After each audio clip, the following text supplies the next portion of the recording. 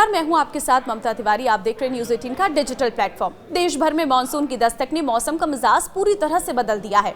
उत्तर प्रदेश समेत पूरे उत्तर भारत में लगातार हो रही बारिश और इस बारिश से बड़े नदियों की जलस्तर ने कई शहरों में बाढ़ के हालात पैदा कर दिए हैं। उत्तर प्रदेश के 17 जिले इस समय बाढ़ की भयंकर चपेट में है, लेकिन प्रयागराज में गंगा और यमुना के बढ़ते जलस्तर ने सबसे अधिक तबाही मचाई है। और इसी बीच प्रयागराज से बाढ़ का एक मार्मिक वीडियो सोशल मीडिया पर वायरल हो रहा है। ये वीडियो जिसने भी देखी उसके मन में बहुत सारे सवाल उठने लगे। इस वीडियो में आपको नजर भी आ रहा होगा, माँ पिता अपने मासूम बच्चे को दोनों हाथों से उठाकर कमर तक डूबे पानी में से निकलते हुए देखे जा सकते हैं। चारों तरफ गंदगी का अंबार लगा हुआ है। ये वीडियो बाढ़ के समय प्रयागराज में लोगों की बेबसी को भी दिखा रहा है। संगम नगरी प्रयागराज के पहचान वाले तमाम इलाके बाढ़ में डूब चुके हैं, तो वहीं वाराणसी समेत कई शहरों में नदियां उफान पर है। यूपी के 17 जिले बाढ़ की चपेट में है। इनमें से 16 जिले ऐसे हैं जिन पर गंगा यमुना का कहर बरपा है। यूपी प्रयागराज से बलिया तक गंगा के किनारे बसे इलाके डूब रहे हैं।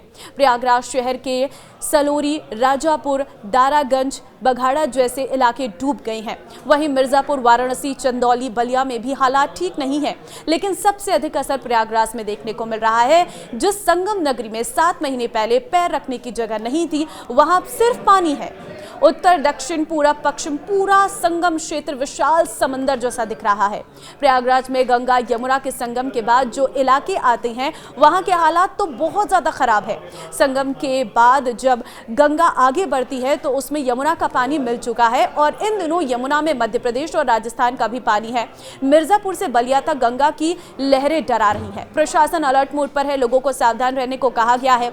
संगम नगरी प्रयागराज में ऐसी बाढ़ आई है कि अब पता लगाना मुश्किल है कहां गंगा है कहां यमुना है। किला घाट से झूंसी तक सब बराबर हो गया है।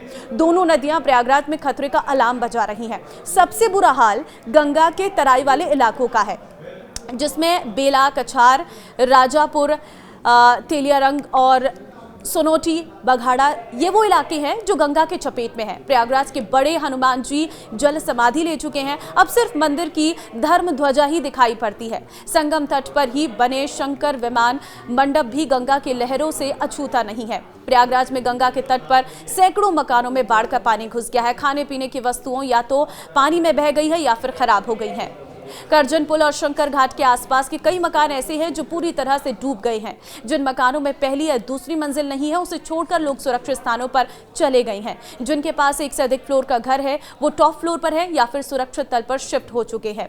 प्रयागराज का रसूलाबाद घाट भी पूरी तरह से डूब चुका है। घाटों पर बने मंदिर जलमग्न है। इस बीच बघाड़ा से एक ऐसी तस्वीर सामने आई जिसमें अपने नवजात बच्चे को बचाने के लिए माता पिता कमर से ऊपर पानी से होकर निकल रहे हैं। प्रयागराज शहर में गंगा कहर बरपा रही है। संगम के बाद जब गंगा आगे बढ़ती है तो पानी दोगुना हो जाता है। गंगा पार के हंडिया और यमुना पार के कुछ इलाके ऐसे हैं जिसमें यमुना किनारे वाले इलाके आगरा, इटावा, औरैया, हमीरपुर, कानपुर देहात, फतेहपुर, बांदा, चित्रकूट बाढ़ की चपेट में है। बांदा में केन नदी भी उफान पर है और केन नदी यमुना की सहायक नदी है। फतेहपुर में यमुना की लहरें सब कुछ डरा रही हैं और कई सड़कें डूब चुकी हैं। जिले की तीनों तहसीलों में यमुना खतरे के निशान के ऊपर बह रही है। जरूरी सामान का संकट हो गया है। बाढ़ की वजह से बिजली सप्लाई रोक दी गई है।